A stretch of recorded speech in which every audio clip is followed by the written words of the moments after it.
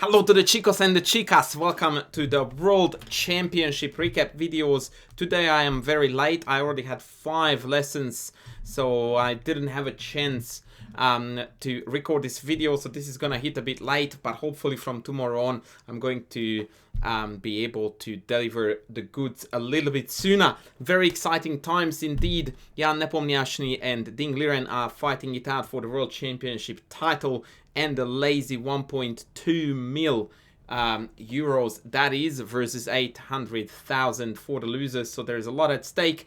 Of course, it is a heartbreaker not to have the one and only Maggie Carlsen competing, but in the end of the day he decided not to, so nothing we can do there. So we embrace what we have and we happily join Nia in with the first game.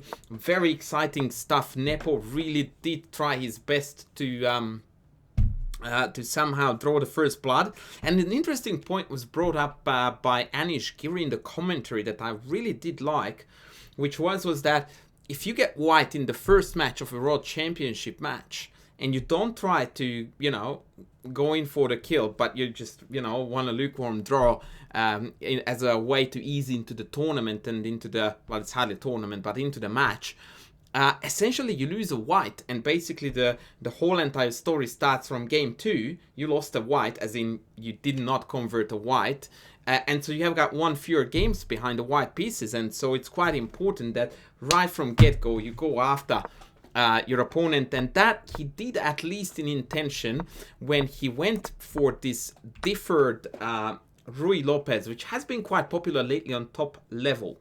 The idea behind this whole shebang, because essentially it's a loss of a tempo, is that Black has already played 2 moves, 2 developing moves, but they don't really fit in to the exchange Ruy Lopez structures. In order to understand that a little bit better, we need to understand that in regular Ruy Lopez, exchange Ruy Lopez structures, this knight very rarely develops to f6. In fact, the main line, one of the biggest known main lines, is f6, and usually the knight comes out here. And that's a better square from where it can control these 2 dark squares, especially if we consider this trading scenario. Yeah, the knight is rather well placed with the help of the bishop, knight here, and once again these 2 squares are under firm control, so this is all a-okay. But with the deferred, we have the knight on f6, and that allows white to deploy a few other strategies as well. If you have the time and patience and the desire to learn something really cool about this setup, I recommend you that you try to dig up a game. Unfortunately, I haven't had a chance to do so yet, between Magnus Carlsen and Sergei Karyakin, and that was a blitz game, so it's not going to be easy to find, where Carlsen demonstrated an absolutely insanely good plan, and in fact just demonstrated the whole entire idea and strategy behind the Deferred Ruy Lopez in that game. It was a breathtaking outclassing of Karyakin with d3, b3, bishop b2, knight d2 with a later f4. He brought the knight around, the kingside attack worked out great. It's a really good game to have a look at if you would like to know a little bit more about this setup. Anyway, Rook e1 was played. Almost everyone anticipated d3, but the Rook e1 is a sneaky move because it keeps Black guessing about which way the game is gonna continue, and indeed Nepo did go for the slightly more surprising d4, which in a sense turned the game back into a regular exchange Spanish. One thing I want to mention, and I don't remember hearing either of the commentators talk about this, and this is a curious theoretical point that I would love to discuss with someone a bit smarter than me, is that if Ding Liren wanted to, he could have avoided the Deferred Ruy Lopez. I mean, Nepo could have gone in for it here, right? But he chose to castle. But now, if Black plays b5 first, and only after bishop b3 they play bishop e7, then they have dodged the Deferred Ruy Lopez. Not that they would want to, probably, but that's just a possibility that I can't help but put out there, that, excuse me, after Rook e1 and d6 or castles, depending on whether we want marshal or not, it is totally pliable for Black. So that's an interesting idea, food for thought there. So Nepo played d4, he took with the queen. which is a logical move to put pressure here. Castles, bishop f4. Not knights first, because if we go knights first, then among other things, black has bishop f6, but more importantly, the trade is going to be very easy to execute for black, because after takes, we don't have any problems. In contrast, if bishop f4 is played first, then after knight c5 takes, the black piece has to be the bishop to recapture on d8. That being said, and this was mentioned by Anish and Danya too, that this possibility, but neither of them reflected on the fact that this looks dead even. Like absolutely dead even to me at least, because A, you have got access to a quick f5 break whenever you want to, but 2, you can just simply play knight e6 and liberate the bishop, and it's all good. So I guess this would have been an interesting development, but somehow, or obviously, actually, I'm talking nonsense because, yeah, Ding Liren did play knight c5 and Jan didn't take on d8, and perhaps that was the very reason. So queen e3, yeah, I don't think in hindsight then bishop f4 was... Actually, yes, it is still a genius idea. A great idea, because when you pull back to queen e3, the bishop is not stuck, at least on c1. So all good, actually. I stand corrected there. One thing I wanted to mention, yeah, this was insane. When I went through the game, I checked on the engine like I casually do. Turns out, g5 is the machine's top choice. Hello? What? What the hell? As good old Stephen E, my friend, would say. Wow, man, look at this. If the bishop comes back this way, let's say bishop e3, then we have got bishop f6 or g4 even first. Actually, let's go with g4. Yeah, g4, knight fd2, and then bishop f6. And ta-da. Oh, wow, I'm so good. Hikaru arrows incoming. And all of a sudden, white is in trouble. Holy smokes. And if I drop the bishop back this way, then again comes g4, knight fd2 seems to me to be the only sensible move to play. And at this point, black casually goes in again for some exchanges with knight c5, potentially rook e8, bishop f6 is good. And even h5, h4 is on the cards. Now, even if you do see this idea over the board, if you hadn't analyzed it with an engine, there is no way you would play this against Nepo, whose prep is quite on point, and you know, he may or may not be supported by that dreaded supercomputer that people keep on mentioning on social media and whatnot, that may have been at his disposal, I don't know. But boy, playing a move like g5 in the first game of a World Championship match, that requires some serious cojones. g4, knight e2, rook e8.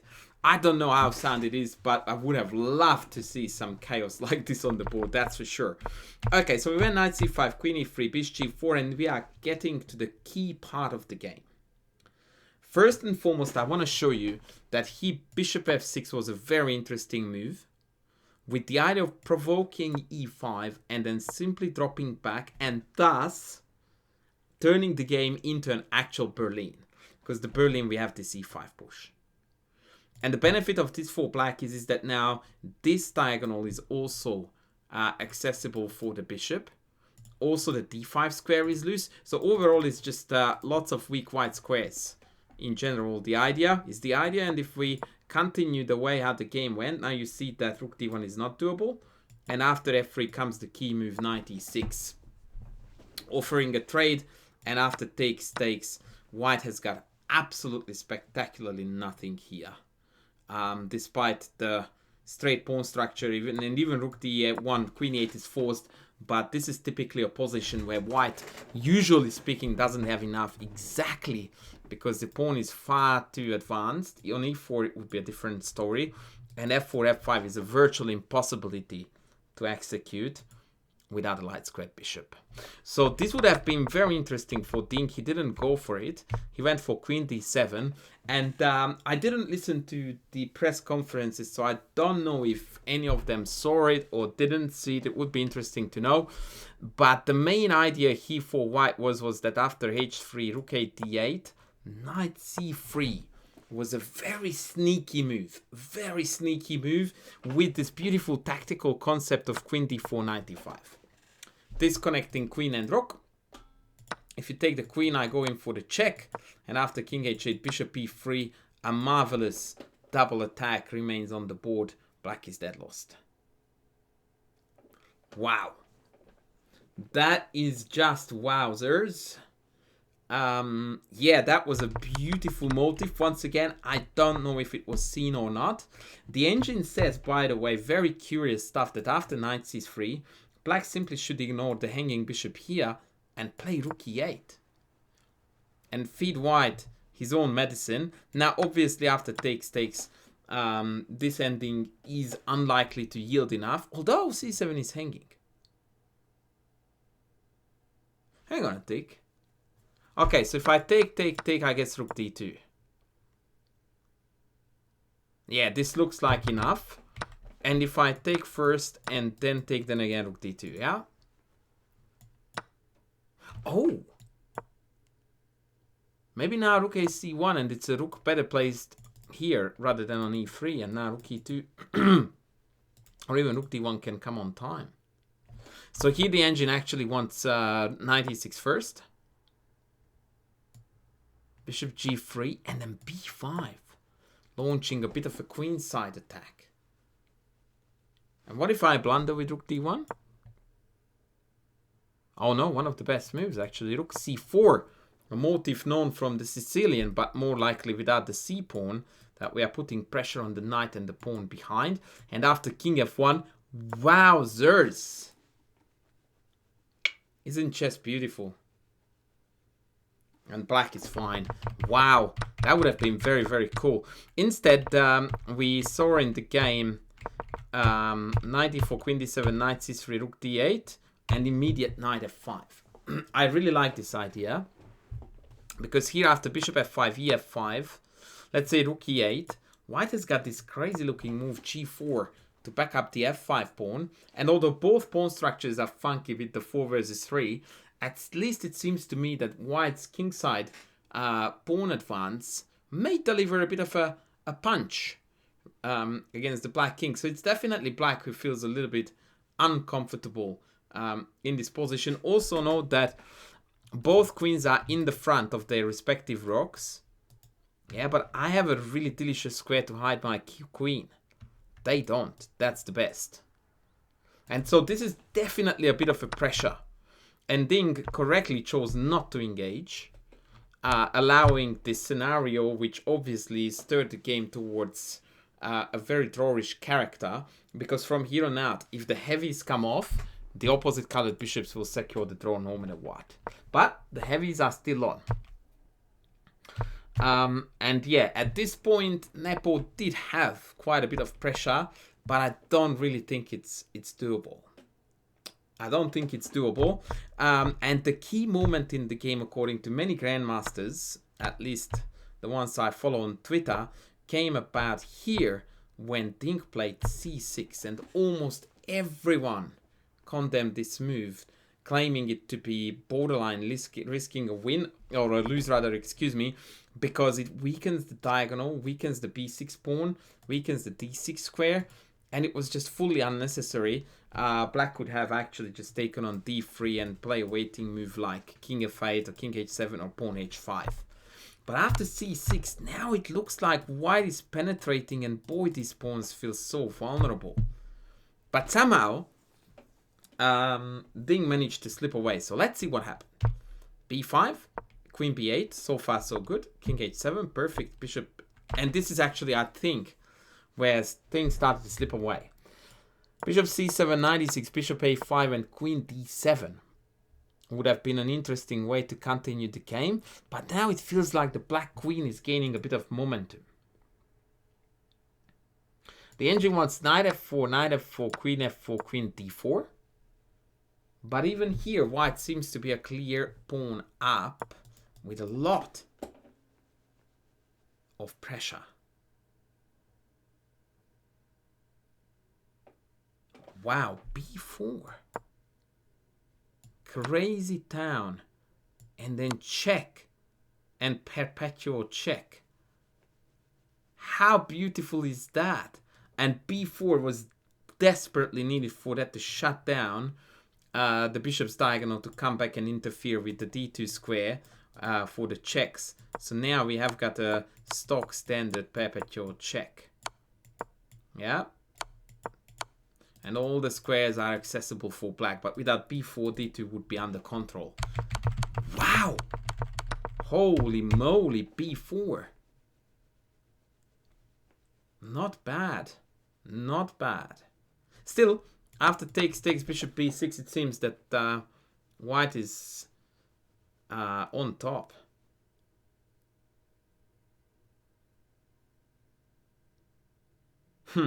Very interesting stuff. This would have been probably the best way to go for Ian Nepomniachtchi, who instead went with bishop d6.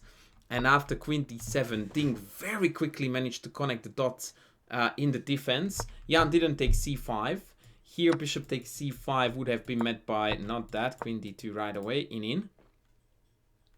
And if knight f4, knight e6, this looks like a vastly improved version of the previous line, because the black queen has successfully penetrated. So I'm more than happy to accept that black has got tremendous counterplay. Look at bishop f1, even in case I take here, it's almost, yeah, it's losing actually. So yeah, here the two black pieces are ridiculously active already. And so he didn't take, he went to improve his pieces, but now black also can do the same. And h5 was, I think, the move that sealed the draw, because now after f5 we have h4. That is a beautiful intermezzo, and after knight e2, knight g5, black might already be ahead. Yeah, so h5 was the move that secured, in my opinion, the draw, allowing black now to offer all kinds of queen trades, like so. And in my opinion, now this is all gone. Back. We keep on offering the queen trade until it happens. And even if we do lose a pawn, like the one on a5 will be captured, it means absolutely nothing, because black is ready to come and eat the b2 pawn at any given time. And even without that, I reckon that this is no longer winnable, because all the pawns are on black barring one, and that allows black a beautiful light squared blockade, no way through. They played a few more moves and eventually agreed on draw hereabouts. A very interesting game. White had the upper hand throughout. Ding had to defend very precisely. Maybe there was one point in this endgame where things could have turned out better for Nepo if he had gone bishop c7 right away, but even then, I reckon this endgame is so mighty tricky to play for a win. So that's where we are, ladies and gentlemen. At the moment, this is now a draw, and the second game is about to kick off very soon. So I'm going to upload this, and then I'm going to upload the recap of the second game, hopefully quite a bit earlier. Please make sure that you sub, you like, you super thank, and I will be back with game 2 very soon. Thanks for watching. Bye.